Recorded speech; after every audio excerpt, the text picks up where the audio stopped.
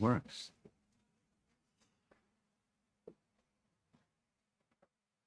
Can you all see over there? Everyone can see. Yeah, I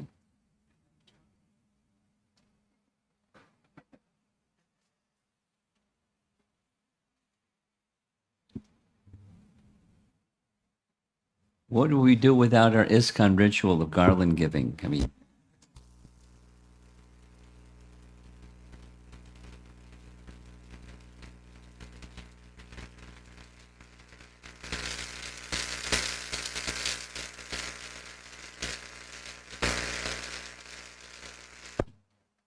so new that you need an introduction to who is Jiva Goswami. Raise your hand. Okay. Okay, that helps me to understand the audience. Of those that raised your hand, how many of you would need an introduction to Lord Chaitanya? Oh, come on. Lord Chaitanya, need an introduction? Yes? Okay. Do you need an introduction to Krishna? Bhagavad Gita. Do you know what is Bhagavad Gita and who is Krishna? Okay, good. Okay. Krishna is the speaker of Bhagavad Gita, and he spoke Bhagavad Gita towards the end of the previous yuga. What is that, previous yuga? According to the Vedic picture of time, time moves in cycles.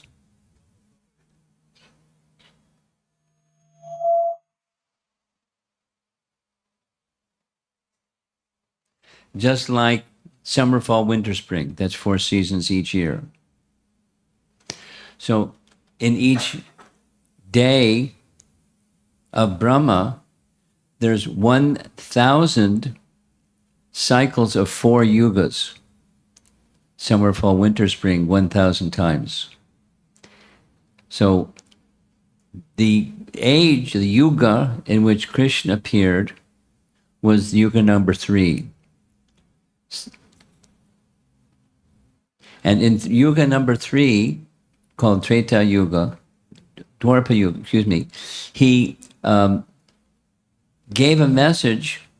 One might describe Bhagavad Gita, spoken by Krishna, as an eternal teaching, because right in the text of Bhagavad Gita, he says, how old is Bhagavad Gita? But it's, as Krishna is eternal, the teachings of Krishna are eternal, and these are the teachings of Krishna. So he spoke Bhagavad Gita to Arjuna on a battlefield. There's a place in India, Kurukshetra. It's a holy place, and so a decision was made that this terrible battle would take place in a holy place, Kurukshetra. And shortly after Krishna ended his pastimes at the end of the previous yuga, there was a little juncture of time called the Sandhi in between that yuga and the next yuga. And Krishna was considering, I'm paraphrasing to make it easy to understand. Krishna was considering the next yuga is a dark age where every memory is diminished, compassion is diminished, duration of life is diminished, good qualities are diminished. And people in this age of Kali, how are they going to understand this message of Bhagavad Gita? How will I help them understand the message of Bhagavad Gita? Because, as many of you know, we had this nice discussion today. There's so many versions of Bhagavad Gita that's Bhagavad Gita as it isn't.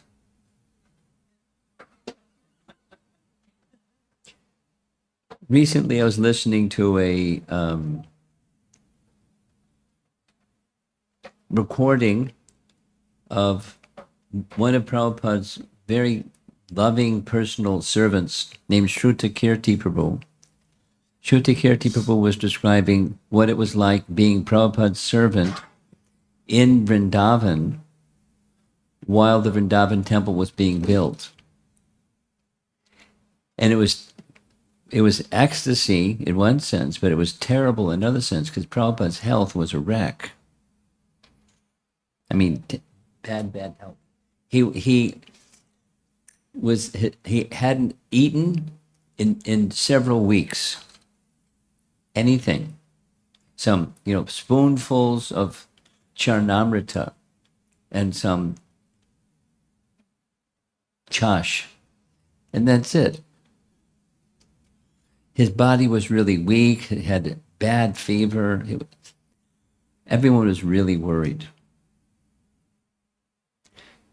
Slowly, and he gave an explanation of why it was happening. Slowly, the temple construction was finished. The grand temple opening took place, and as ill as Prabhupada was, he came in the temple room and performed the arti, the first arti of Krishna Balaram. And then slowly his health started to improve. And he, being who he was, he wanted to preach Krishna consciousness. So he left Vrindavan and went to Delhi, nearest big city, big temple.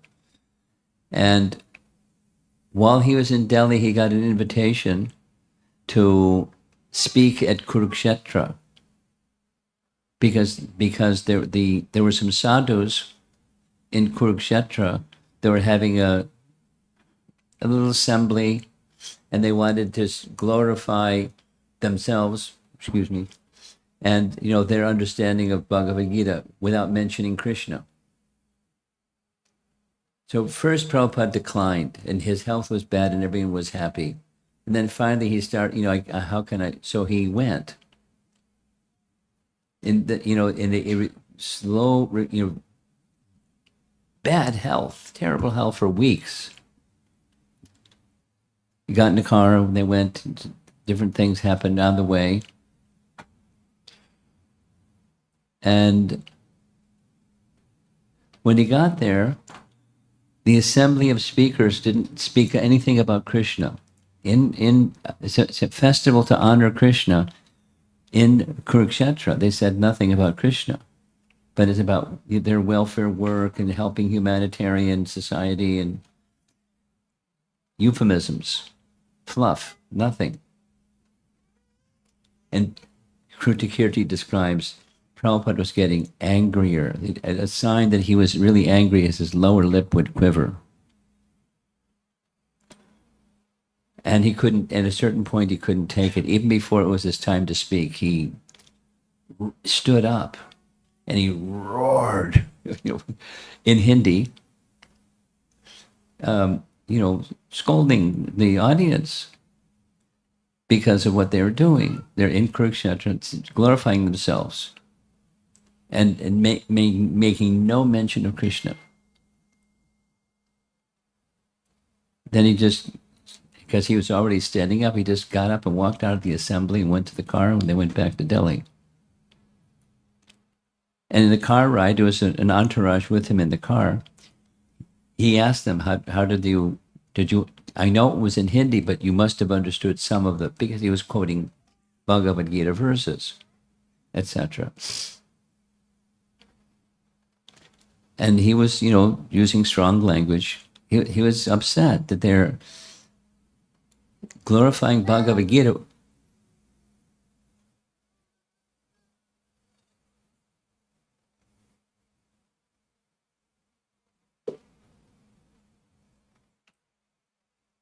Glorifying Bhagavad Gita without mentioning Krishna at all. So that's Kali Yuga. So Krishna was considering in the juncture between the previous age and this age, how will people understand the message of Bhagavad Gita? They won't. Therefore, I could do different things. It's paraphrased like this. I could send a representative and empower that representative to repeat the message in Bhagavad Gita in a way that people can understand in this age of Kali. Even better, I could come myself. So then, described, Lord Chaitanya is Krishna himself, who came in the mood of a devotee of Krishna to glorify Krishna. And the complexion of his dearmost devotee or expansion, Srimati Radharani. So the complexion of gold, because Krishna's form is blackish, shama, like a monsoon cloud, dark colored. Lord Chaitanya is golden colored, like Radharani. And his mood is that of Radharani, his bhava is that of Radharani. So when Lord Chaitanya came, he did many things. He established the Dharma for the Yuga Dharma, the primary means for achieving spiritual perfection in this age, which is the chanting of the holy name, Hare Nama. We all know the verse. And the way he gave the teachings of Bhagavad Gita so people could understand was he taught those teachings personally to certain associates and then empowered them, instructed them, and empowered them to understand everything and to write everything and communicate it and disseminate it to the world in written form. Here's one of them. Now, he was not instructed directly by Chaitanya Mahaprabhu, but by the associates of Chaitanya Mahaprabhu, particularly by Rupa Goswami, who became the Diksha Guru of Jiva Goswami. As well, he was his uncle. Rupa Goswami was the uncle of Jiva Goswami. So, of the associates of Lord Chaitanya, there were 6 most prominent authors of literature expanding the teachings of Lord Chaitanya. And several of them were most prominent amongst those 6. So Jiva Goswami was the most prolific. He was the youngest and the most prolific. And there are persons who have said, Bhakti Siddhanta Saraswati Thakur said, never has there been and never will there be a scholar as exalted as Jiva Goswami. And other kinds of glorification of Jiva Goswami. So, for example, he wrote 3 commentaries on Srimad Bhagavatam. One of those 3 commentaries is like what Prabhupada did, verse by verse, called Krama Sandarbha. Another one was topic by topic, called the Sandarbhas, the Shat Sandarbhas, the 6 Sandarbhas. And one of the 6 is Bhakti Sandarbha. And you'll see as we go along, by design, it's very elevated. Commentaries have been made of his Sandarbhas, and it makes it a little easier to understand what he's writing because his topics are high. The methodology that he used was simple, standard. He'd make a statement and then give scriptural support that supports that statement. And then he would give a purva paksha. Some persons might argue with this statement, such and such, and he'd state the statement, the doubt. And then he'd give an explanation of the proper understanding, the dismissal, the scriptural evidence that dismisses the doubt, and the scriptural evidence supports the proper understanding. And then do that enough times so the initial, it's like a lawyer building a case. Very similar procedure or methodology. I'm a lawyer, I'm making a statement, and here's the case law that supports my statement. And then the opposition is going to say such and such, and To that I say such. So it's very similar methodology. But the topic is, what's the absolute truth? That's a good topic. What's the highest goal of life and the means to achieve it? That's a nice topic. So bhakti is that means to achieve it. The whole Sandarbha dedicated to the means to achieve it, Bhakti Sandarbha. And the subtitle is intriguing, and you'll see quickly how he does what he does, his methodology. Bhakti's, Shakti's effect upon the source of bhakti. So little stepping back.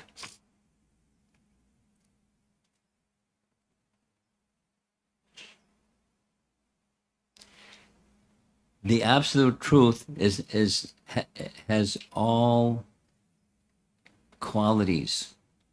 There's a group of teachers that say no qualities. Brahman with no qualities is the source of everything. And then when you see qualities, it's false. Brahman Satya Jagan Mithya, Shankaracharya taught. So, on the authority of the Vedas, he had a doctrine, and he did similar methodology. And Lord Chaitanya's teachings is there are attributes of that source of everything, Vishishtas, that's the Sri Vaishnava tradition. And the attributes of the absolute truth include his potencies. Shakti means potency. So one of those potencies is Bhakti Shakti. Bhakti Shakti, we're going to hear from Jiva Goswami, Bhakti Shakti is an expansion of Bhakti Devi, who is an expansion of Srimati Radharani, who is known as Ladini Shakti, who is part of Krishna's Swarup Shakti. There's a lot of Shaktis. But there's a source, and then there's nomenclature indicating what comes from that source. So we'll do it the other way direction. From the source, Shaktiman, the possessor of Shaktis, he has his Shaktis. And the Shaktis, the Prasha Shakti Vivadaiva Shruyate. There's unlimited varieties of his Shaktis. But one of those is his own personal Shakti. Swarup Shakti, Swa, Rupa, his own form, Swa, Rupa, Shakti, his own personal potencies. And one of those is Ladini, his pleasure potency. That's Srimati Radharani. Radharani has an expansion. We're going the other direction now. Radharani has an expansion. That's Bhakti Devi. Who is Bhakti Devi? She, a person, is an expansion of Radharani. And what does Bhakti Shakti or Bhakti Devi do? She distributes bhakti under the order of Radharani, who does so, who gives orders to Bhakti Devi under the order of Krishna, Bhagavan, Shaktiman.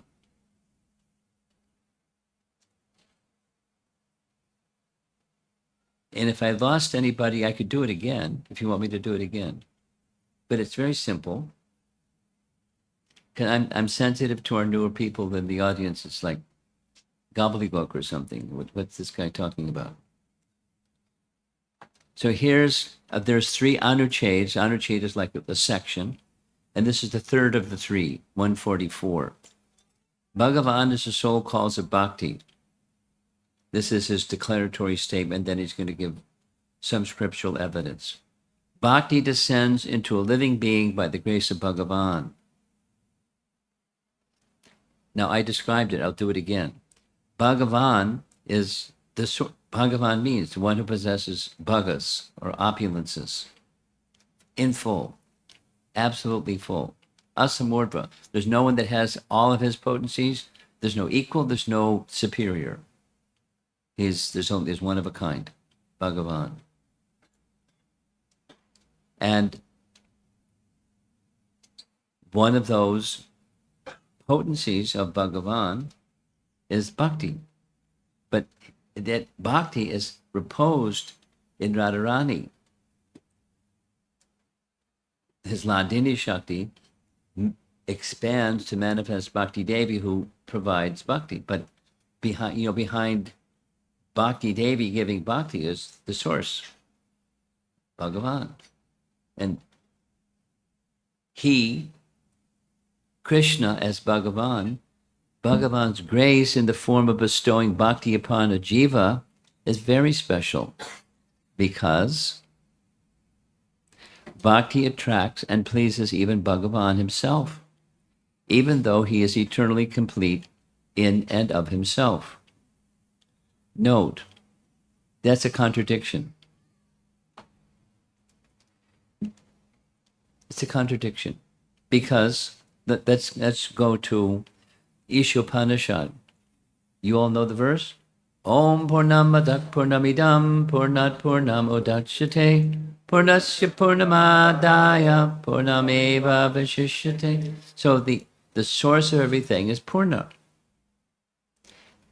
complete, including bliss, and everything is within the source of everything, and he's so complete that as complete Purnas expand from him, he's not reduced.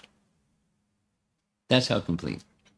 Or as Prabhupada says, 1 minus 1 equals 1, which is a contradiction. Mathematically, it's a contradiction. 1 minus 1 isn't 1.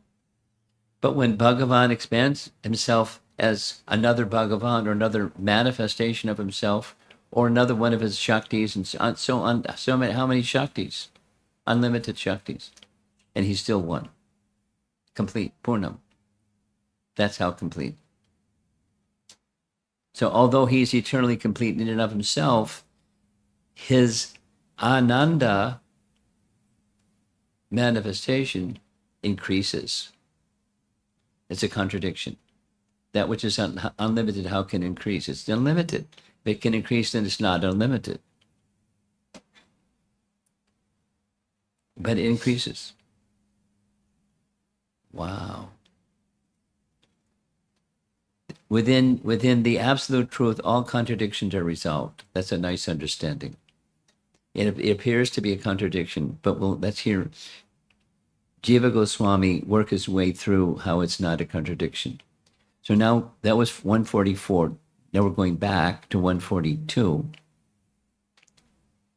Bhakti bestows bliss even on Bhagavan himself. Bhagavan is intrinsically self-endowed with Hladini. That's Radharani, is the Hladini Shakti. The delight-giving potency, which is an aspect of his Swarup Shakti. The potency that constitutes his very nature, Swarupa. And it is this Hladini Shakti that conveys bliss to him and to others, just as light emanating from a luminous object illuminates both itself and other objects. Now, this is an important Upanishadic understanding. I'll elaborate a little bit. I'm going to go back. Once upon a time, I was a new devotee. Some new devotees here too. But once upon a time, I was in the category of a new devotee. And I heard Prabhupada say things that was like, wow, what does that mean? And one of those wow statements was, the living entity is both conscious and consciousness. That sounds cool. What does it mean? So some time passed. And I read something from the Upanishads that says what this says. That it's a metaphor, but as a lamp is both luminous and lights up objects in the room like pots and plates, similarly the living entity is conscious and consciousness expands for that living entity, just like light expands from something that's luminous. So the lamp is luminous and it spreads illumination. It's pretty easy. That's the Upanishadic understanding.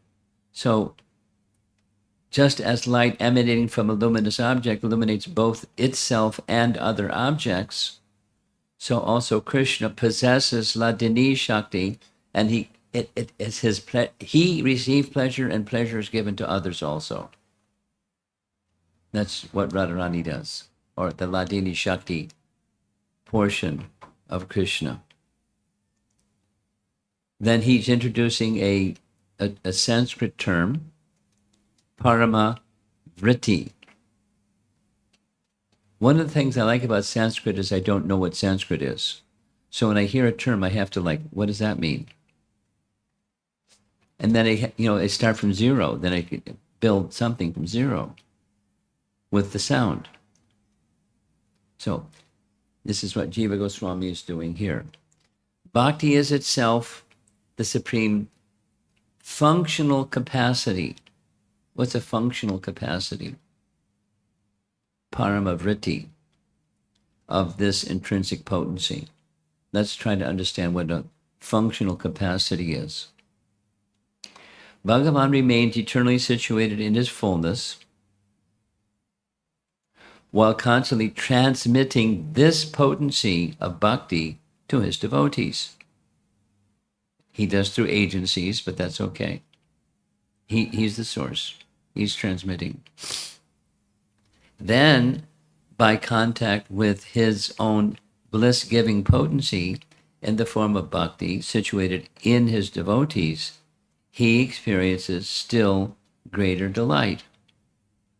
That's this apparent contradiction. He's full, and his fullness expands.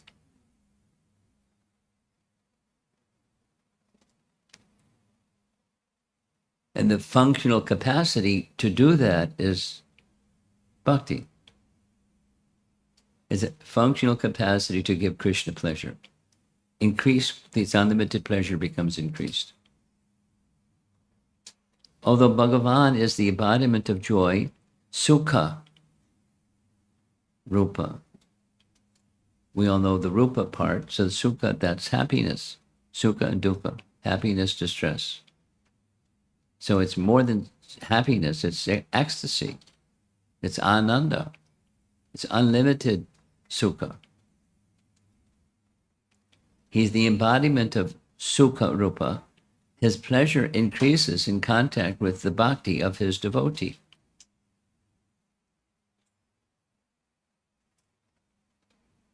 So here's the lamp that's both luminous and lights up pots and plates in the room. So similarly, the jiva is both conscious and possesses consciousness. So we're sitting here and consciousness is expanding because there's consciousness of the soul, and that consciousness is expanding. I can, hear the sound of the fan there in the window, and the child running around outside, and consciousness is expanding. I can see and hear, and consciousness is going out from the seat of consciousness. So both. An example of bhakti is like that which is the source of the Ganges water is offered to the Ganges. One worships the Ganges in this way. You offer a palmful of Ganges or a pot full of Ganges to the Ganges. Or you offer a lamp unto the sun. But what's the lamp? It's light of the sun, from the sun. That's where the light of the lamp came from. But you worship, but bhakti, the source of bhakti is Krishna. And through bhakti we worship Krishna. It's like Ganges worshiping the Ganges. Bhagavan is the sole cause of bhakti within the jiva. Now, sole cause doesn't mean there aren't intermediate causes. Nimitta, cause. Like Krishna says to Arjuna, Nimitta matram bhavya savya sachin. So Krishna made it clear, I have decided no soldiers are going to leave this battlefield. You can do what you like, but no soldiers are going to leave this battlefield alive. So I want you to be the instrument. Please be the instrument. So Arjuna agrees, yes. You're the personality of Godhead. You want me to be an instrument? Yes, sir.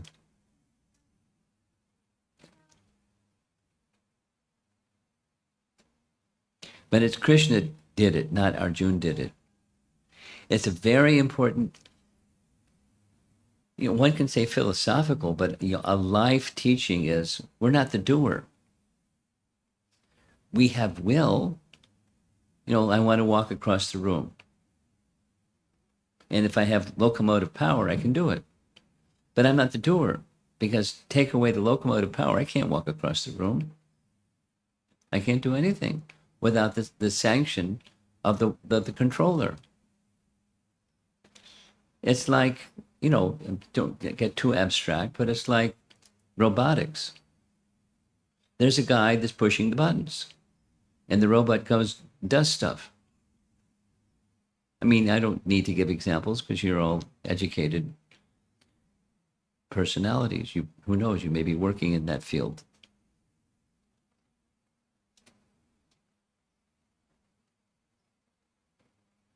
One of the places I visit is Austin, Texas. I visit Austin, Texas because there's a humongous university there, UT Austin. And I like visiting universities and meeting university students and giving seeds of bhakti to those young people. So when visiting UT Austin, one of the things I've noticed every time, there's a few things. One of those is there's these little white boxes that go zooming around campus, especially in the evening, because that's when the programs are in the evening. And it's pizza deliverers, but it's a robot. And somebody over there in dorm X orders, 3 slices of pizza and some Pepsi Cola. Some guy puts it in the box, programs it its destination, and zoom, it delivers hot pizza to dorm room such and such in building X. And it makes noises. It has these 2 white lights in the front like eyes to see in the dark. And then when it comes across somebody that's walking on the sidewalk, it stops. There's no crash. And makes a little sound, beep, beep, beep, beep, beep, beep, beep, beep. So like, get out of the way, I want to come through. And then when they get out of the way, then off it goes to dorm X. So it's delivering hot pizzas, but there's a guy back there pressing the buttons, the guy that designed the buttons. So there's a person behind everything, although it's robotics. There's no person. It's a robot, but behind the robot. So behind bhakti, there's the giver of bhakti. And then there's a sequence of nimittas, or instruments, through which bhakti is given. But the source is the source. There's one source of everything. There's not multiple sources of everything. Krishna declares that in Bhagavad Gita. It's such an important verse. You know the verse? We'll say the verse with me. Aham sarvasya prabhavo matak sarvam pravartate iti matva bhajante mam buddha bhava samanvita. Buddha, one who is intelligent, can understand what that source of everything is, and that Krishna is that source of everything. There's nothing that exists that hasn't come from Krishna. Say it the other way. Everything that exists has a source. And that source is Krishna.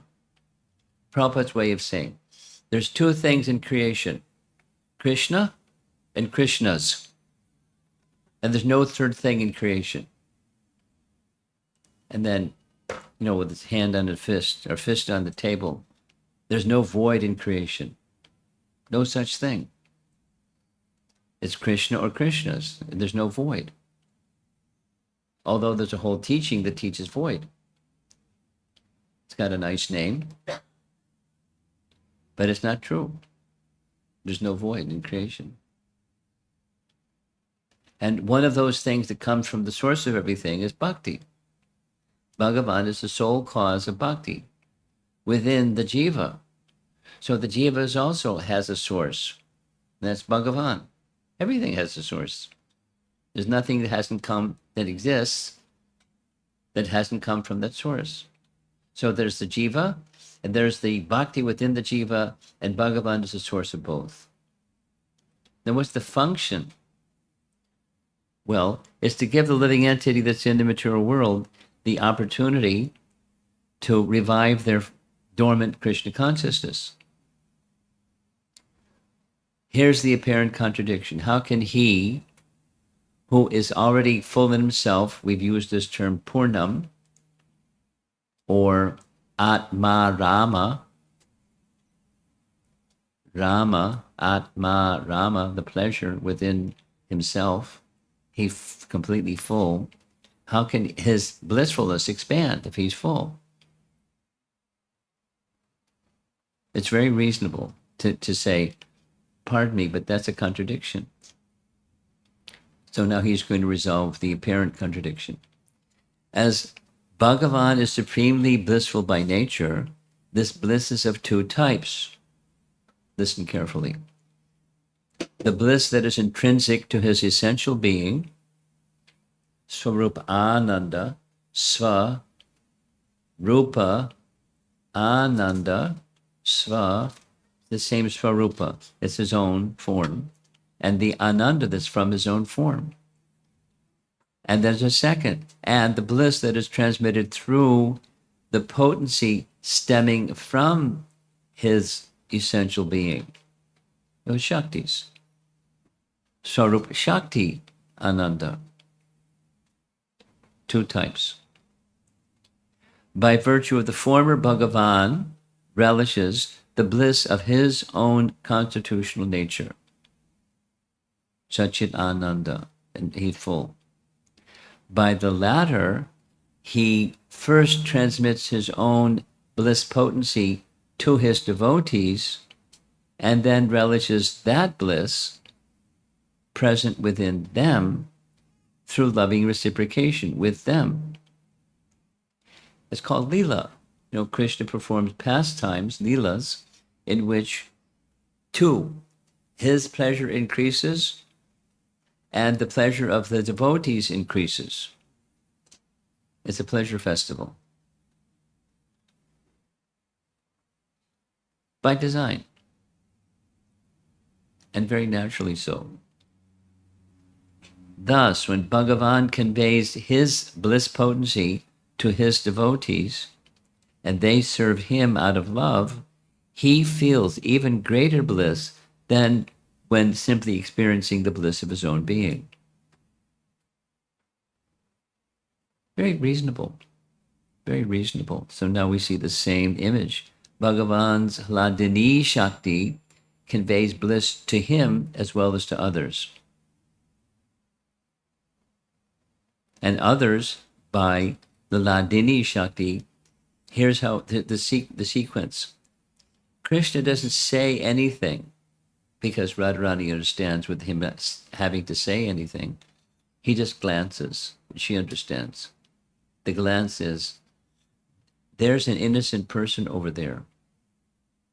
They're not inimical to me. Be kind to them. Show compassion to them. Extend bhakti to them so their happiness can be experienced instead of the misery of being in the material world. And she, Radharani, expands herself as Bhakti Devi, who gets the message from Srimati Radharani. See that innocent person over there?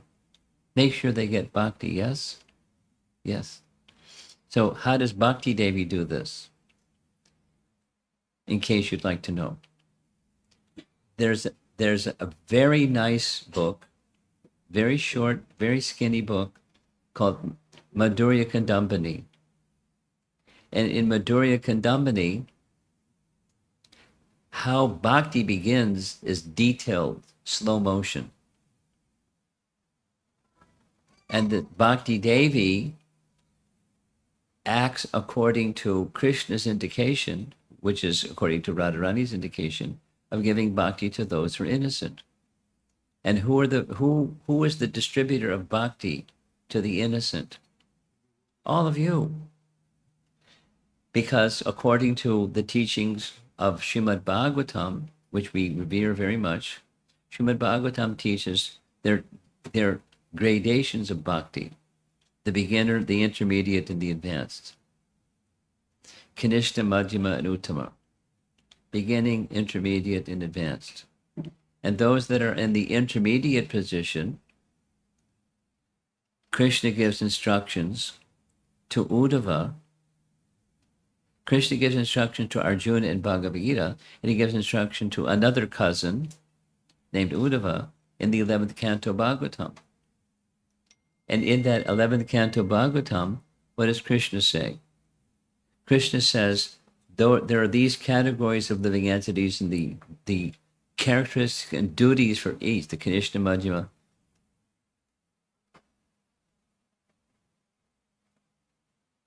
and for the Madhyama, we're Madhyamas. We're not super beginners. We're not super elevated either.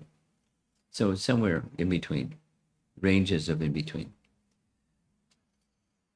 So the Madhyama, us, we're instructed by Krishna in the Srimad Bhagavatam to worship the Supreme Lord and to honor the devotees and to avoid those who are, aggressively atheists, aggressively against Krishna.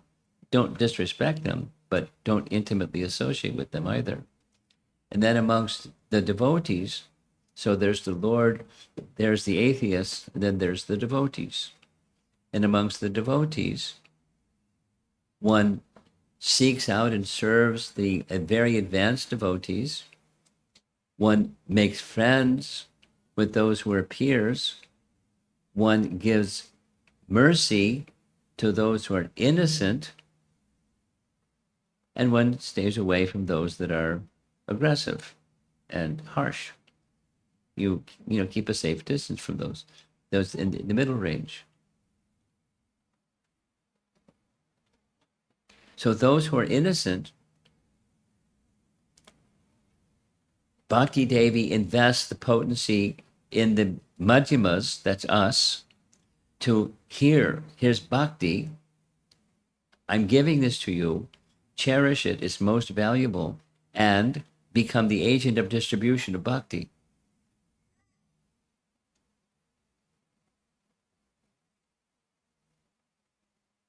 And that's how Bhakti begins, according to Madhurya Kandambini.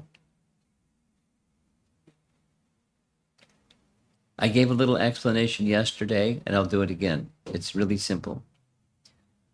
Prabhupada was training us to be Madhyamas, to be Vaishnavas, devotees of the Lord, with good character and good conduct, but also to be distributors of Bhakti. So he did, every opportunity. So here's one. This is a morning walk in Brooklyn Battery Park. Not a lovely place, but it's just what the name of the place is. And there were, in this one particular morning, there were like 15 of us walking along a sidewalk that goes through the park.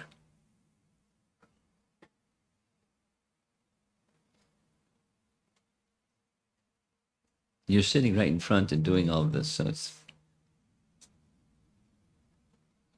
okay. We saved a place for you. We knew you'd be coming.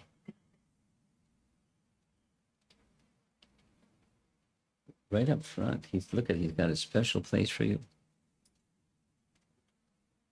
Right here, right next to our host. Your friends, come on.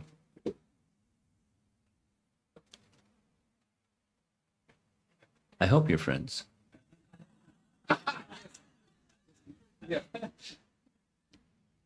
So, Brooklyn, New York, probably 1974 summer, and walking through the park. Prabhupada liked parks because, most of the time he was indoors, and this was, light and trees and fresh air, and we're walking through the park, and he saw over to the left there was a pond.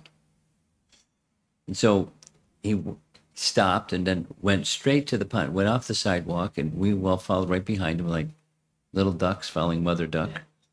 And we ended up at the pond. And when we ended up at the pond, guess what? All the ducks in the pond came right up because they wanted something to eat. We talked about this last night, Anamoya. Quack, quack, quack, quack. Prabhupada asked, does anybody have prasadam? He was training us, besides being nice to the ducks. And so somebody had some chapati in their shoulder bag.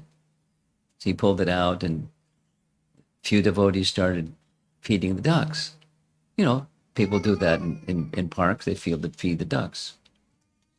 So eventually the bread was gone, chapati or whatever it was. And Prabhupada smiled and turned and started walking back to the sidewalk. And we got right to the sidewalk, and Prabhupada put his cane down in the sidewalk and said, so what lesson have we learned today? And everybody looked at each other like, and then he gave the answer to his question. He said, the duck that quacks the loudest gets the bread. And everyone laughed like that. And then he went on to say, and their spiritual life has begun. This is a Madhurya Kandambini lesson. Those ducks wouldn't get prasadam unless some madhyamas came along and gave them some prasadam. And that prasadam is a morsel of bhakti. Because it's not just food, it's not just anna, grain, it's prasadam, Krishna's mercy. And over many lifetimes, who knows, that duck will become whatever the next. So in many lifetimes, when they agyata sukriti, not material piety, but bhakti sukriti, one can unknowingly get bhakti sukriti up to the point where you meet somebody on Sankirtan and you offer them a book and they say, yeah. Why? What was the impetus to say yes instead of something else? Like no, or maybe. Let me think about it. You know that one. Let me think about it.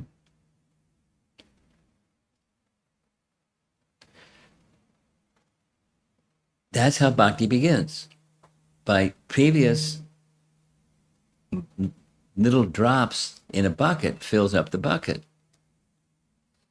So be compassionate bhaktas, be compassionate madhyama bhaktas, freely, with some discernment, some discrimination.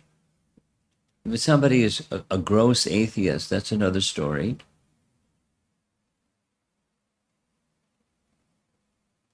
But those that are innocent, freely, chant and be happy. To anybody, everybody.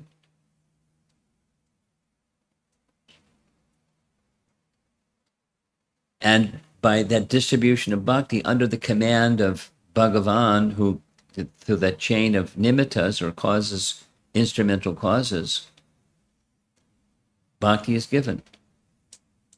And that bhakti gives bliss both to him and to the person who receives it. It may be a small amount, but whatever it is, and that small amount can grow and grow and grow. And this, like Matsya, started with a minnow and then became really big. So now Anuchhed 143. Bhakti magnifies Bhagavan's intrinsic bliss. We touched on this, but now here's another way of looking at the same topic. Although intrinsically Atma Rama, Bhagavan's mercy in the matter of bhakti occurs in precise accord, or yatarham, with the actual intent of the petitioner. Krishna, yetam mam prapadyante, tang sadaiva bhajam yaham, mamavartmano vartante, So Jiva Goswami is taking that teaching of Bhagavad Gita and expanding it in this way, in exact accord, in precise accord with the intent of the petitioner. Bhagavan reciprocates. This is so because when devotees worship Bhagavan while praying that natural love for him will manifest in their hearts, Atmani, it is imperative that in fulfilling their request, he bestows love upon them that is both ontologically real and in precise accord with the actual intent of their prayer. Yatarham. Krishna knows. We may not know that Krishna knows, but Krishna knows. And whatever is the intent, whatever is in your heart, he knows. And then you worship him, or you chant, or you something, you do some bhakti. Krishna knows your intent. So you better be mindful of what's going on inside, besides the outside. What's the intention behind what you do? It's important. It is thus concluded that although Bhagavan is the personification of bliss, his exaltation reaches a crescendo through devotion. Here's a nice little example of this yatarham, a few of them actually, in precise accord with the actual intent of their prayer. This is one of those books that's a biography of someone who had personal association with Prabhupada. You see, it's Burijan sitting next to Prabhupada, and the people next to Burijan, the other side, they're from somewhere, they're Far East. Maybe Hong Kong, maybe Korea, maybe Japan. Because shortly after, there's a nice story, but I won't do the whole thing. Srila Prabhupada, arranged Burijan's marriage because he understood Burijan was suited for household life, not for being a lifelong brahmachari. So he made an arrangement for a wife. And it's really cool how it happened. In Australia, there was a lady who became Prabhupada's disciple, and she had a budding acting career, very successful actress. She took shelter of Prabhupada, and shortly after she was initiated, Prabhupada requested her, I'd like you to marry Burijan. You've never met him. I don't have a photo of him, but I'd like you to marry him. And she said, yes. That was not modern days. It's a little different modern days. Very different. And so she got in an airplane, they got married, and then their first assignment after marriage was go to Hong Kong and start a Hare Krishna temple in Hong Kong. So he describes this in his book, that exchange with Prabhupada. And for 4 years, he and his wife lived in a little box because Hong Kong is very expensive. And so a living space is more than San Jose. Very expensive and very uncomfortable. For 4 years, they did that. They would annually go to see Prabhupada in Vrindavan and then go back to Hong Kong. And it was very, very difficult. So he began offering a prayer to Prabhupada. Oh, Prabhupada, please let me serve you. My desire to serve you has increased. Please let me be your servant. It's right in his book. Please let my service to you increase. So that was his sankalpa. And so a little time passed, not too much time passed, and Prabhupada, when they were once again together for some occasion, he asked him, could you travel with me and be my personal secretary? And Krishna answered his prayer through the medium of the representative of Krishna. Because yatarham, in precise accord with the actual intent. And there's so many, many, many examples. Here's one nice example because I was recently involved in this topic. Canto 10, chapter 16, the subduing of the Kaliya serpent. That's what you see in that image on the right. That's the Kaliya serpent, and he has wives.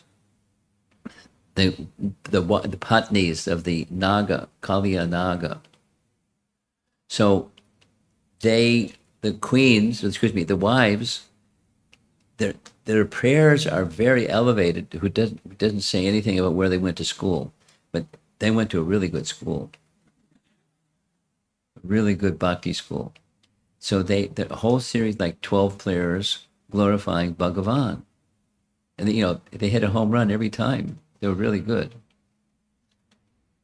And then that set of prayers ends, and the mood shifts, and then they make a prayer to Krishna.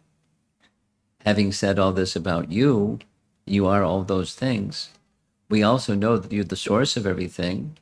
And one of the things that comes from the source is mercy. Your nature is merciful. And please, our husband is, on the one hand, on the other hand, our husband is punishable, certified. We agree. And you've punished him adequately. You've danced on his hood so much. There's blood coming from his hoods, from his mouth.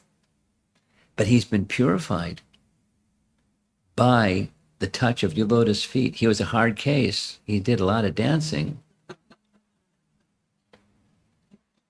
But he's now your devotee. So please be merciful to your devotee. And if you dance anymore on his hoods, he's finished. He won't survive. So please stop dancing. And forgive him. So Krishna then said, all right, I won't dance anymore.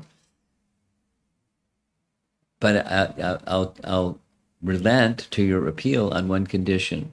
And then he tells the condition later. The condition, he says, after the Nagapatni's prayers comes Kaliya's prayers, and then Krishna responds to Kaliya's prayers and Nagapatni's prayers and says, basically, get out of town. This river Jamuna is for the resident of Vrindavan, and you've made such a terrible place. Everyone in Vrindavan is afraid of this place. So you have to leave. Go back where you came from with all your entourage and be happy ever after. And so they follow Krishna's instruction because he's now Krishna's devotee by the touch of Krishna's lotus feet. So this example is yatarham. According to the prayers, Krishna reciprocated precisely in accord with their prayers. They showed their qualification. Here's another example of yatarham. In the painting, this is Rupa Goswami. Now, for those of you that are newer, he's one of the 6 Goswamis of Vrindavan. We started speaking about Jiva, and his guru is Rupa Goswami. And Rupa Goswami also wrote extensively about bhakti, but he specifically wrote about bhakti rasa. Rasa means mellow or flavor or juice of rendering bhakti. You feel something. So it's a whole book describing what those different emotions are, different categories of those transcendental emotions. So there he is writing underneath a tree because he didn't have a home. He just slept, spent his time under a tree. And while he was writing, he was thinking, today is my brother's birthday. So here we're introducing you to another one of the 6 Goswamis. Rupa had an older brother. His elder brother was named Sanatana Goswami. Sanatana Goswami. It's his birthday today. I'd really like to do something in honor of his birthday today. But I'm a mendicant. I don't have anything. So what to do? So he continued with his writing. Down the pathway, that's the illustration, came a young village girl carrying a pot of milk and some rice and some sugar. So the girl said, the ladies in the village, they know that it's your brother's birthday. They thought you might like to make a gift for your brother. So they sent me with this. You can make some sweet rice for your brother. Oh, how kind of them. And so he prepared some sweet rice with the milk and rice and sugar, offered it to Krishna, and took it to his brother. The place where it shows he's riding, there's a grove of those of you that have been. How many of you have been to Vrindavan? Whoa. Those of you that haven't been to Vrindavan, go to Vrindavan. Whenever you can, as soon as you can. And when you go, one of the places you may go is this place. And this place is a grove of kadamba trees. Kadamba tree has a flower that's like a little ball. And it's one of Krishna's favorite places, because it was very near the palace of his father. Palace of his father is called Nandagram. Nanda was his father, Nanda Maharaj. Krishna's father, Nanda Maharaj, foster father. And the Kadamba grove is near the base, so Krishna would climb up the tree and play upon his flute. He had a magic flute. With the flute, he could do lots of things. And one of the things his flute could do was he could call by name, the flute could call by name the groups of cows. 900,000 cows are in groups, depending on what the name of the group was. And they would wait to hear Krishna's flute calling them. And when the flute called their cow group by name, moo, with their tails wagging and come running, time for milking.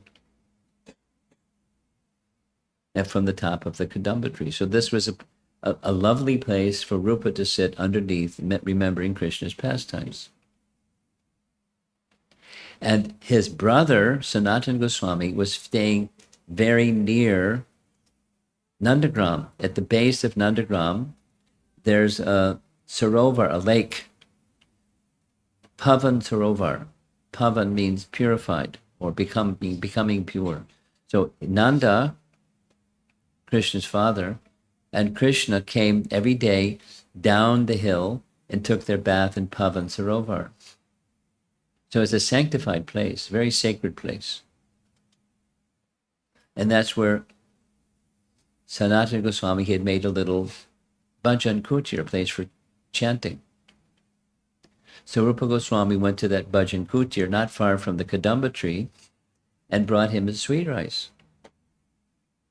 It's, this is for your birthday. Please enjoy. It's been offered to Krishna. So he started eating the sweet rice with many thanks, and his body erupted in transcendental emotion. His hairs were standing on end, his whole body was trembling, and he was like, "Can you tell me where you got these ingredients?" So he described how he got the ingredients. And he said, "That was Radharani. And our life is to serve Radharani. And you're engaging me in such a way I'm taking service from Radharani? This is terrible. What have you done?" Chastising his younger brother. "But the sweet rice is so good. Here, try some." And they finished the sweet rice. So, yatarham, precisely according to the desire of a devotee, especially such an elevated devotee as Rupa Goswami, precisely in accord with the desire. To serve another Vaishnava is a spiritual desire. To serve Sanatana Goswami is like special, super special. But he's a mendicant. He doesn't have any money. He doesn't have any milk. He doesn't have any rice. He doesn't have anything. He got a little water pot. That's it. His writing instruments.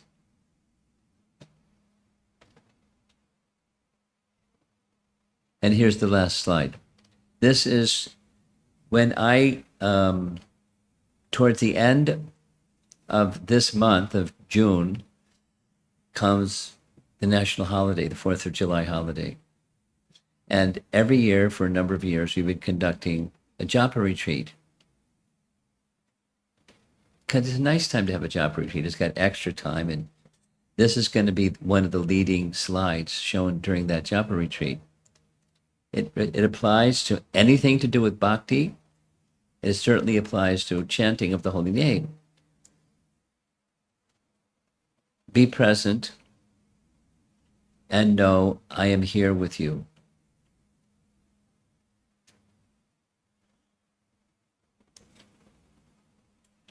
I'm going to tell one more story. It's a nice story.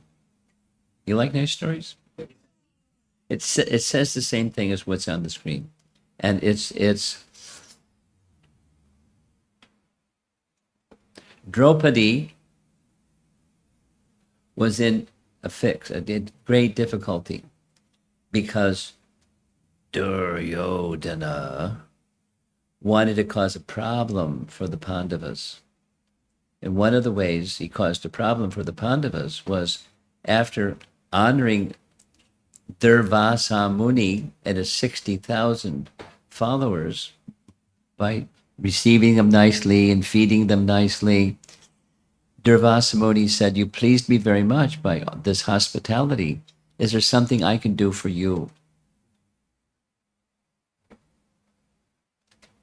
Just what he wanted to hear. "Oh, I don't need anything, but I extend hospitality to you, but Yudhisthira, he's better than any of us, and they have this Akshaya Patra. It's really a magical pot, and the cooking of Draupadi is celestial, and go visit the Pandavas. They're not so far away from here, and make sure you go after noon, okay?" And there was a reason, because this magic pot, or Akshaya Patra, given by the sun god to Yudhisthira to give to Draupadi, after she ate, it wouldn't produce anything. Before she ate, it would produce unlimited. 60,000 people, it's a lot. You're living in the forest. So Durvasa Muni came.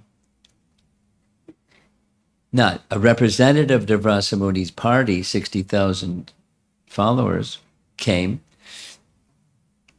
and announced Durvasa Muni's coming for lunch, as requested by Duryodhana, after everyone had taken, including Draupadi. So she's in this big anxiety. You don't cross Durvasa Muni, you're in big trouble. Because he's easily angered, partial incarnation of Lord Shiva. Easily pleased and easily angered. What to do, what to do, what to do. So Durvasa Muni said, before we have lunch, I'll have to take bath. So he went to do his midday duties of taking his sacred bath. And Draupadi is beside herself. The Pandavas are holding their head, and she's looking off into the distance, thinking, Yatarham. The only person I can count on to protect me in great difficulty is Krishna. But he's all the way in Dwarka. We're way over here in the central part of India. What to do? What to do? Krishna, please help me. And then she saw something. On the road from the direction of Dwarka was dust. And then she saw the top of the canopy of his chariot. And then his chariot appeared. And Krishna descended from the chariot. And she understood. Yatarham. I don't know what he's going to do, but he's going to do something. Because he's Krishna. And he did something. She said, I can't feed. No, bring me the pot. You know the story. Most of you know the story. Inside the pot, there was a little spinach, and he took a little spinach, and he was satisfied with the little spinach. And meanwhile, Durvasa Muni and the 60,000 followers, they were bloated full from Krishna being satisfied. So they never came for lunch.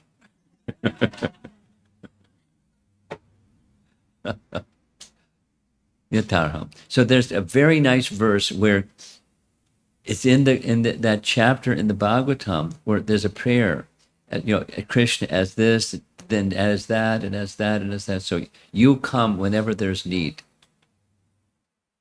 Yatarham, precisely according to the need of the person calling you. And that's this. So it's appropriate if you're Draupadi and you have to serve Durvasa Muni as 60,000 followers, just like, last night, there were so many people that came last night. I hope they prepared enough prasadam, because I don't know if they have an Akshaya Patra in the kitchen back there. Because you don't want to improperly serve guests that come. You want to serve nicely. So when you chant japa, or when you're distributing Srimad Bhagavatam, or when you're doing any service at all, going on Harinam, going for Rath Yatra in Los Angeles, here it's coming up real soon. So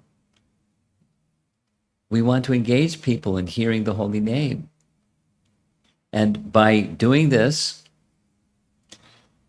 from our side, it's just be present.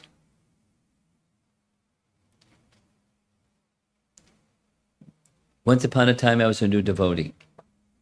And one of the things I learned when I was a new devotee is in deity worship, Prabhupada said many times, 2 most important things. Punctuality and cleanliness. Would you like to know there's a third one? Being present. Supposing somebody is punctual and clean and their mind is in the gutter. It's possible. So be present. I learned this from a devotee that heard it from Mother Jamuna. The Prabhupada said to Jamuna, that's an essential part of deity worship. Be present. It's really simple. Just be present. You can unpack what does that mean, be present. But it's a relationship. Supposing you're chanting japa and you got your mobile phone and you're sending messages. That's not being present with the holy name. Supposing, so many supposings. You're doing deity worship and you're thinking about something else, something that's sinful. Supposing your mind goes there. It's not. So be present is the third. And any service that you're doing. So this is a major part of centerpiece of the japa retreat. You want to chant better japa? Strive. It's a recommendation. Strive to be present. The image is crossing the ocean of material existence in a boat. It's a little rowboat, but that's okay. Cross the ocean of material existence with Krishna in the boat. That little fellow with his back to us, that's us. Looking up at Krishna. And Krishna is saying to us, be present and know I'm here with you. That's a very simple way of saying the name of Krishna and Krishna are not different. By calling Krishna's name, he's present. So please, be present with Krishna when you're calling Krishna. Because he's there. Be present. And know I'm here with you. It's powerful meditation. Japa is powerful. And being absent while you're chanting japa, your mouth is going and your mind is somewhere else. So be present with that sound. And if it goes somewhere else, bring it back and be present with that sound. Because that sound is not just a sound, it's the source of everything, Bhagavan. Okay, so that's our topic. Jiva Goswami ki jai. Bhakti Sandarbha ki jai. Now, in this assembly, I spoke too long. My apology for that, because last night there was a lot of questions. Let's see if there are those that would like to discuss some topics in relation to this one, please. Then we'll take some discussion. Who would like to get the microphone first? Over here, our hosts, okay.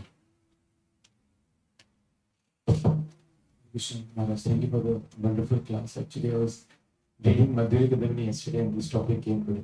Mm, Thank mm, you. mm. Maharaj, one thing I was contemplating in the morning and you brought this topic. I was thinking that when we do any service in general, we are sort of more present than when we are doing japa. In japa, I feel that we are more uh, Distracted. distracted. So just wanted to ask that what are the why is it like that? And in japa, it is more harder than compared to any other service we take up for Krishna. Speak for yourself. I'm saying that because tomorrow is Sunday, right? And I'm going to be at the temple on Sunday. Last Sunday, I was in Naperville, and Madhava Prabhu, the Kirtanir, was leading a 2.5 hour kirtan. Have you heard Madhava's kirtans before? It's really simple. And one of the predictable messages he says 3 times in the preamble before the kirtan begins is from the heart. And how do you get there? Similar to your question. Because we're distracted. And there's some things that can occupy our senses, but the chanting is just one sense, or primarily one sense, the tongue and the ear. And what the other senses do. So, they're restless.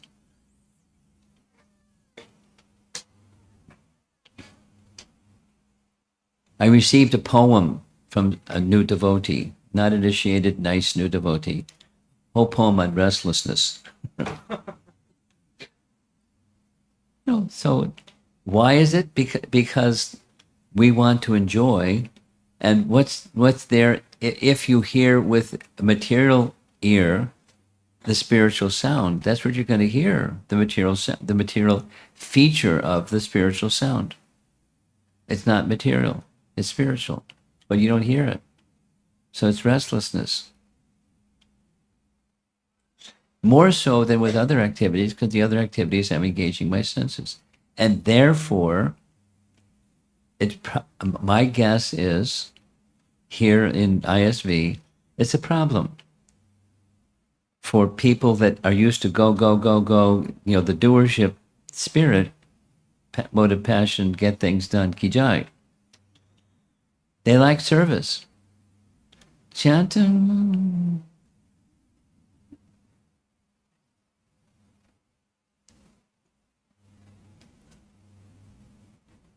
We can elaborate, but I want 5 gold stars on my report card, so I take the vows of initiation. I don't follow them.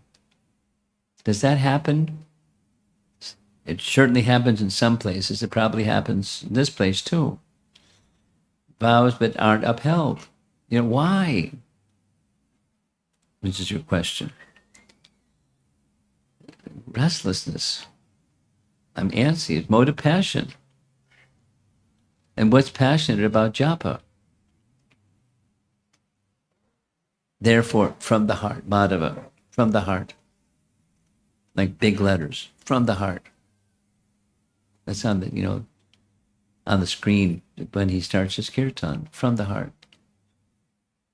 So it's something else than enjoying the senses, because that's the program we're accustomed to.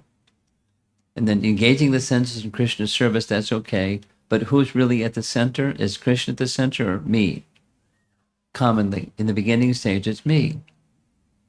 And I'm enjoying engaging in service to Krishna because it feels good. But really, I'm at the center. It's about my happiness, what I'm feeling. Anyway, that's a reason. Restlessness. It doesn't satisfy our conditioning of enjoying the senses, indulging the senses in activities that are pleasing. You could elaborate. Some people like cooking. I know people like cooking. Some people like reading. They like studying. They like They like deity worship, but they're not present to some extent. Some people are. That's different. But okay, that's the reason. Restlessness. I want to enjoy, and I'm not enjoying. So why? There's stuff inside that blocks that bhakti power. Okay. Anybody else?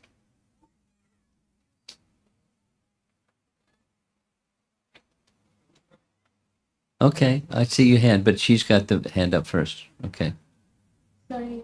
Hare Krishna Maharaj, Danu Pranam. Thank you for the wonderful class. Can you see from where you were sitting? Yeah, Yeah. yeah, yeah. Good. You got okay. Maharaj, I really like the point where you mentioned Krishna meets us where we are at. Like what we pray for, that's exactly the point that he meets us. Yeah. I actually, this would be like an overthinking spiral, but how do we know that we're praying for what we actually need for our spiritual Oh, life? you can assume it's not. I mean, because we're conditioned souls. Now, if we're followers of an exalted personality, we can repeat in you can say, mechanical way. We can repeat in a mechanical way a certain prayer or mood. And that's okay. But it's a little mechanical, generally speaking, in the beginning. And that's okay. But it's yes, but he's next. So, but it's a little imitative, a little artificial. So that prayer that's really deep inside, from the heart, as Madhava says, what's that? What's really important to you? Not just check the box because I did my Bhakti Shastri study. I know what the answer is.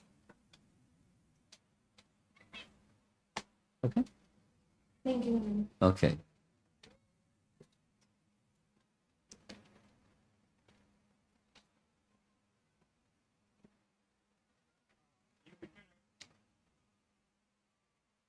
You hinted at three levels of devotees, right? Uttama, Madhyama, Kanishta.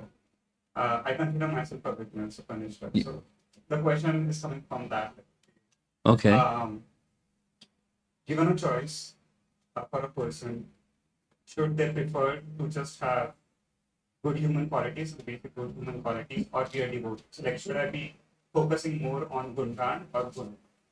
Given a choice, obviously, there is no reason to choose either one most of the times, but still, given a choice, what should I? Okay. Thank you for the question. The answer, my one answer is depends on faith.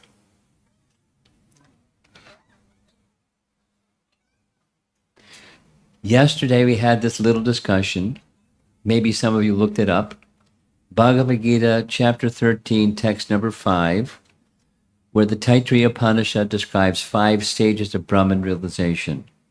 And then there's 3 that are on the material side. Brahman realization, but from material perspective.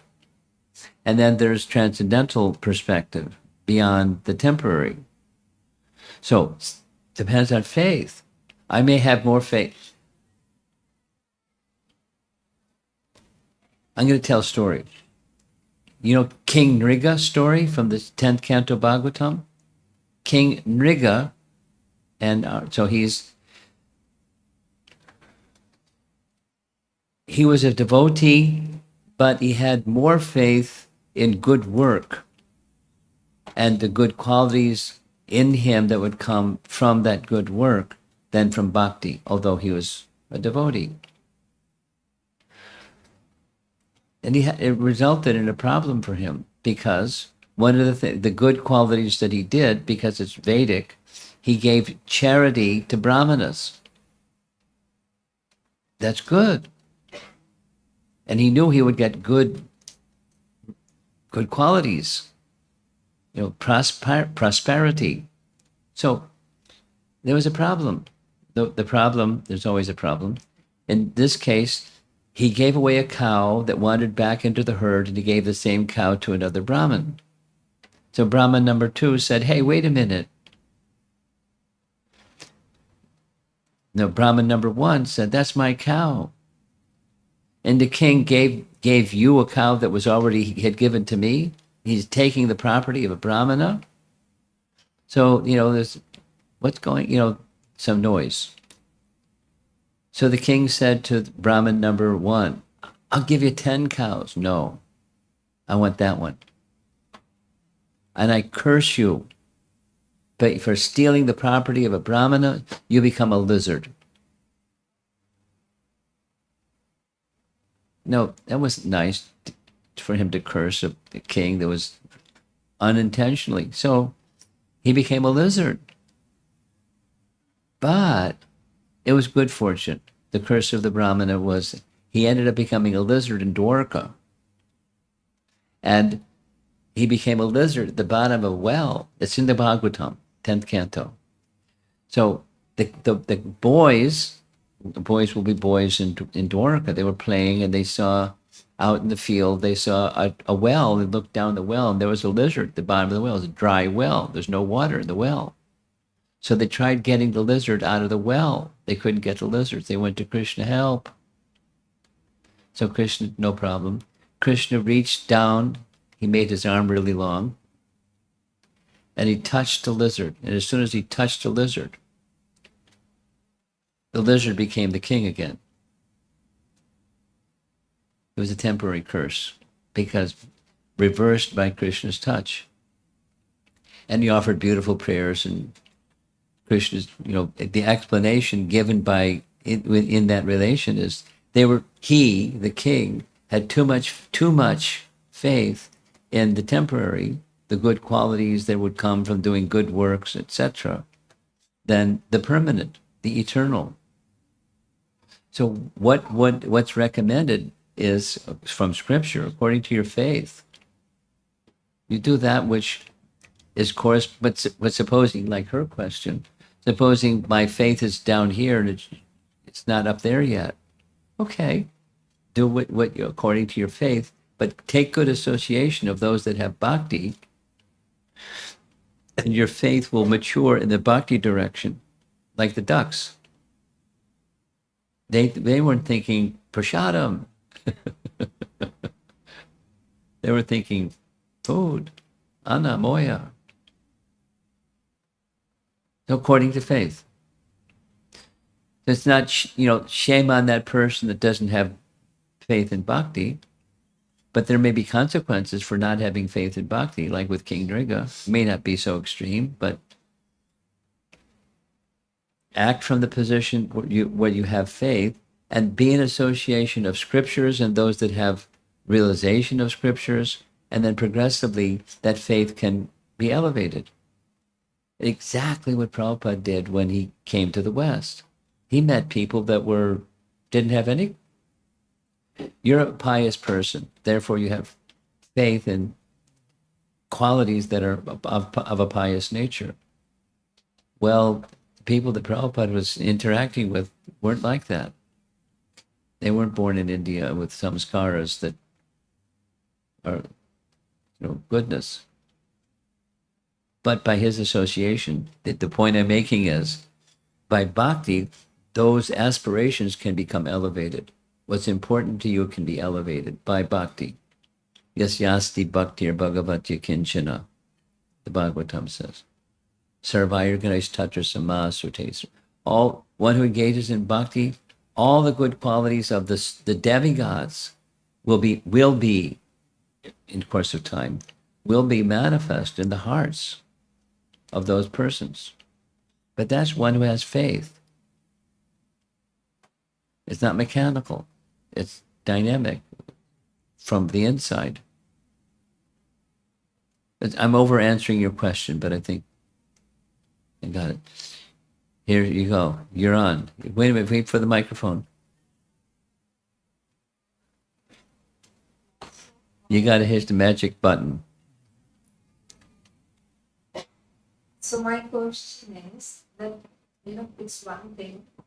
You once it's every day to do japa uh, alone or isolated or in a room, whatever. But like you're cooking or you're going for walk and you're saying Krishna's name or chanting, is that okay? Or Yeah. That was pretty quick.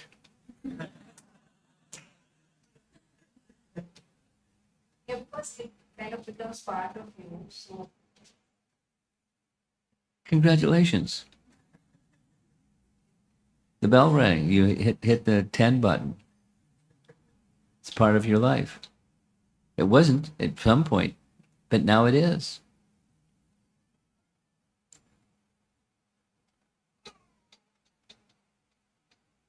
Yena tena pakarena mana krishnena veshayat. Somehow or another, in all circumstances of life. Smartavya satatam vishnur. Vismartavyo naja. So the scripture tells us what you just said. And Prabhupada elaborated it just as you said. You can chant in any circumstance. In your room, alone, in an assembly, going for a walk. And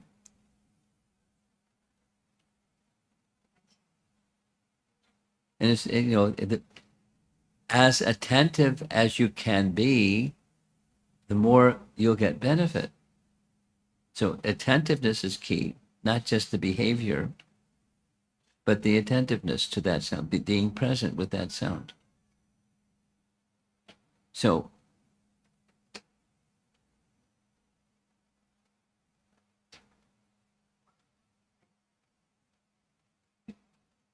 there it is. Okay, you have something? Over here? You have a big space here. You have a lot of friends too. You have enough for Shadam? You hope so. They hope so too. Okay. Hare Krishna Maharaj. My question is about when you said we need to be compassionate, Madhyama Bhaktas. Yeah. So, what is the secret behind being compassionate, not being taken over by pride, but just be compassionate? It's a nice question. It's a profound question because it's easy to think I'm being compassionate and it's coming from a place of pride. Midday, I gave a class that says what you just said. I mean, part of what I said was what you just said. There's a Canto 3, Chapter 29, explanation of devotional service, Kapila to Devahuti. There's this word avagya, and that's looking down upon others, pride. And one may be thinking, I'm just being compassionate. And so it's what's inside. It's not just the behavior, it's what's inside. What's the heart? And so the distinction is what's the condition of the heart. It's the same with anything, like chanting japa, like this nice image, or in deity worship, or anything else. And there are obstacles for being present, or having an act of kindness that's genuine instead of not genuine. And that chapter explains that whole phenomena. And then different degrees of obstacles of what is real bhakti with degrees of covering. And the acharyas, it's not in the Bhagavatam, it's in the commentary of Vishwanath and Jiva Goswami. Envy blocks bhakti. Pride is like their brother and sister. They're from the same mother. They're brother and sister. Pride and envy. False ego is the mother.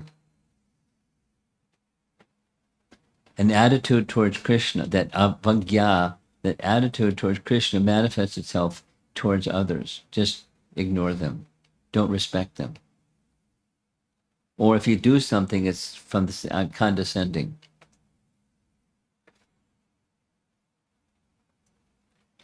Kapila doesn't describe it in a nice way. It's imitation. So, we want genuine, not imitation. But we do a lot, less than genuine. Not like, swagging around and look at me kind of pride. But, it can be gentle, softer pride. And then there's freedom from pride and freedom from envy and freedom from all those, the 6 enemies of the conditioned soul. That's what we want. So it's a nice chapter. You'll go through the chapter. You'll like it. 329. Okay, anything over this side? Way over the corner. Wow.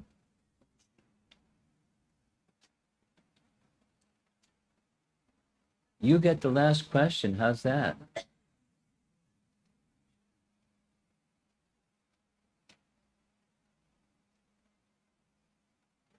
Hare Krishna Maharaj, thank you so much for being here today and for the class. I wanted to ask more about the last topic we talked about. So growing up, I was told to chant, and that's just something that you should do. And I guess my question more comes from the part where you were saying to be present during chanting. And I think for me to be present while doing something is for me to have my own taste or my own natural attraction towards it. So how would you recommend for a beginner to feel an attraction towards chanting or to feel a pull towards it and start being more present during it? You're not a beginner. My guess is you've been at this for many lifetimes. So that's my guess. I don't know. I'm not clairvoyant, but that's my guess. At your age, to have this contemplation says something about what's back there. So anyway, that's a comment on your question.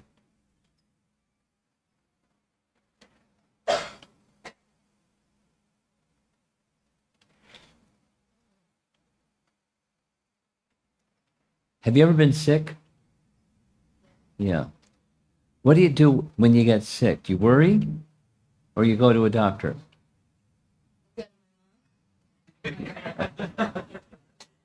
Okay. So supposing mom has a home remedy, but supposing that something is a little more serious than home remedy, and then mom may recommend. So what I'm getting at is there's healthy and there's unhealthy. And healthy is natural. And unhealthy is not natural. It's a diseased condition. Unhealthy is so. For a beginner, that there's a disease, like this question over here. There's something going on that's not pure. And so, find my place in a place that's not pure. Don't get too comfortable. So I want to become healthy. Me, or most of us in this assembly, in differing degrees. So one of the things that happened in the course of this visit, somebody asked me, do you know an Ayurvedic doctor? And the answer was yes. I didn't give the background, but here's the background. There was a point in time as a young sannyasi, my health crashed. And I didn't know what it was. And I tried this and that, and so finally someone suggested, so I went to an Ayurvedic doctor. I went to 3 Ayurvedic doctors. And one of them, I'm responding to your question, what does a newer person do that wants to chant from a place that's I can be present because I feel this is my place. I'm present because it's my. I'm from my. So, I understood your question. I'm trying to respond. I want well. I don't like this circumstance of material life. I'm on the one hand, I'm attracted to it and even addicted to it, but I know it's not a place of happiness. It's not the source of happiness. I want wellness, not the other. So that's the starting point for your place, feeling presence within yourself.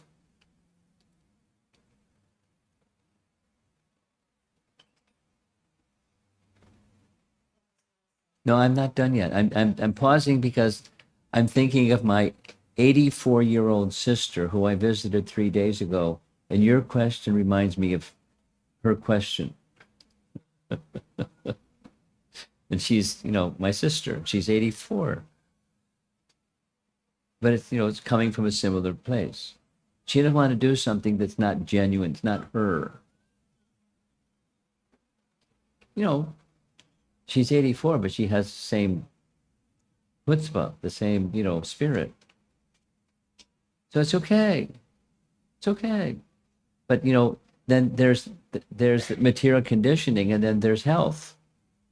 And I want not material conditioning, but I have to act from the place where I am right now, which is your question. I want health. So I went to the Ayurvedic doctor. By interacting with them, I intuitively had a sense this particular Ayurvedic doctor I trust. And he was explicit.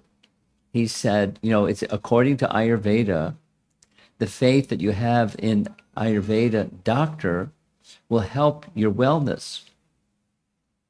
And I learned it later when I had another ailment, that the faith in, here's the other example. It's same principle, but responsive to your question. At one point in time, I had meniscus tear. The cartilage in my right knee broke. And my knee started to swell up, and I was walking around like an old man. And my whole lower leg, right leg, was swollen. So I thought, gosh. So, x-rays and this and that and the other thing. And the conclusion was, you don't need surgery, you need physical therapy.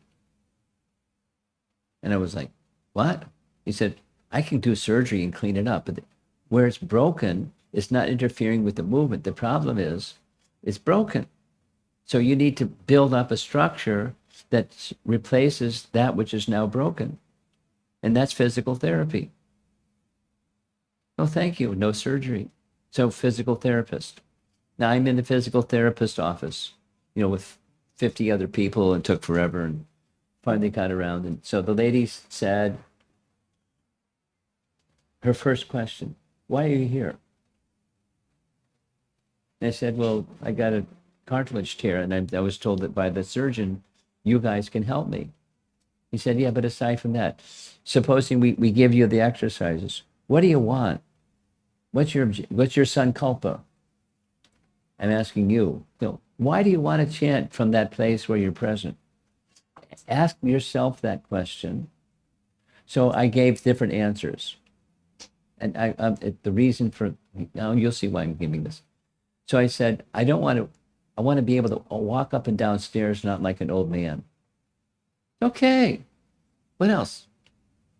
And I gave a few other what else's. And then the rabbit came out of the hat. I said, I plan to go to Vrindavan. Vrindavan, where's that? It's in India. Oh, I have a friend going to India. Which part of India? It's like talkative lady, but social. But it was to get to coax out of me what I really want. So I said, I'm going to Vrindavan, and there's a hill in Vrindavan called Govardhan Hill. I want to be able to walk around Govardhan Hill and not hobble. Okay, very good. So here's your 20 of these and 15 of those, and your exercises. So now I'm doing my exercises. I'm responding to your question. I'm trying. And I found what was really effective was meditating on walking around Govardhan Hill, not just walking up and down stairs, not like an old man. It worked better to have faith in the purpose for which I was doing it than just doing it. Presence was made possible by having a purpose, a personal purpose, me, which is what your question is, which is what my sister was saying 3 days ago. I can't do something because somebody says do something. I'm not that. I can't do that. I never have done it. I'm not going to do it. So, she's a little older than you, but it's okay. Same spirit. So your place from which you can be present is why? The why question. Why is it important to you? Well, you've heard it. So those people that said it's important to you, why are they saying it's important to me? Is it important to me? Why is it important? Why do you want physical therapy? Why do you want an Ayurvedic doctor? Why do you want to chant? Why? People don't usually ask you that question, but it's a good question to ask. And supposing you don't have an answer, keep asking it until you get an answer, at least semblance of an answer, and then you move with that, and then you may get a better answer than the one you got the semblance. Why? And that's your place from which you can be present, doing chanting and cooking and reading and going to school and living life. Why?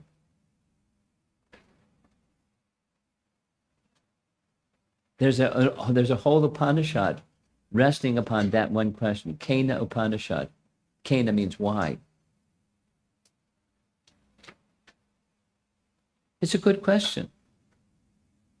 They're public motivational speakers that emphasize not the how and the what, but the why.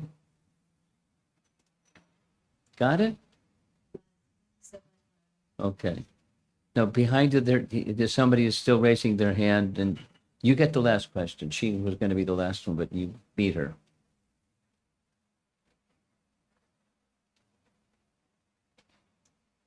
Prabhuji, I have a question. You got to speak a little louder. I have a question about the chanting. Somehow I'm not pulled into the japa thing, but still, whenever I do something, if I get a job, okay, Krishna gave me. If I got laid off, okay, Krishna take me this out. If I'm eating food, okay, Krishna gave it. So if everything I'm able to bring him into everything, is it the result of the japa, or Oh, you know the answer to that. You don't have to ask that question. You already know the answer. Krishna's not spanking you because you chanted. because people, when I see them, they chant the continuous, I feel I'm guilty that I'm not doing it. Make friends with this young lady in front of you. Chant from a place that's really you, not other people expect it of you. Or somebody said, and I heard it in the class, and so I do it because I heard it in the class. They were a very elevated person, they said to do it. So I do it because they said to do it. I'm confused of this, bringing him in every of my thought or action. I'm not saying 100% I'm with him. Sometimes I fall for all these traps. Not 100% anything. Be honest. So, according to your trajectory of spiritual life, that's where you are. And just accept that's where you are. And from that position, you have an idea of where you want to go. And then, because you've asked the why question, you know why you want to go there. It'll help you get there. Having the right instruction, but also having the right why. Or as she's saying, the place of presence, to be present. with chanting, and or anything else, or anything else, or anything else?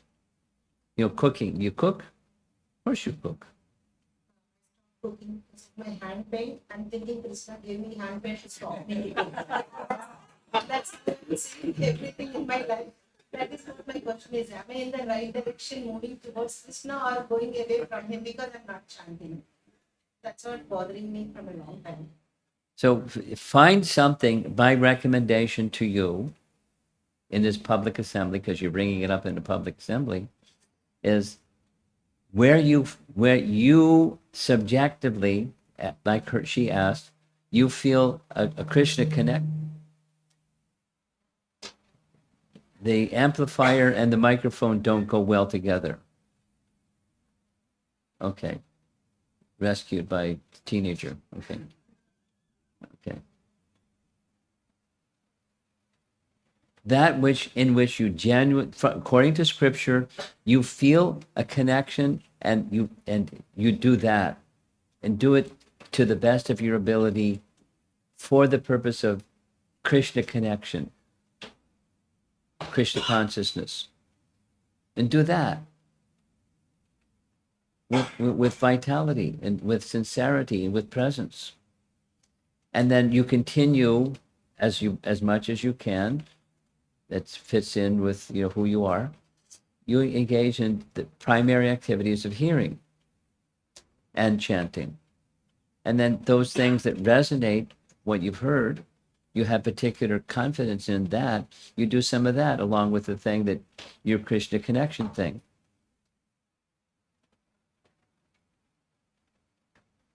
And then that's the life of bhakti. Chanting will be there in due course of time if it's not there presently, because it's bhakti. It's primary bhakti. Okay. Time to end. Srila Prabhupada ki jai. For Pimanandi.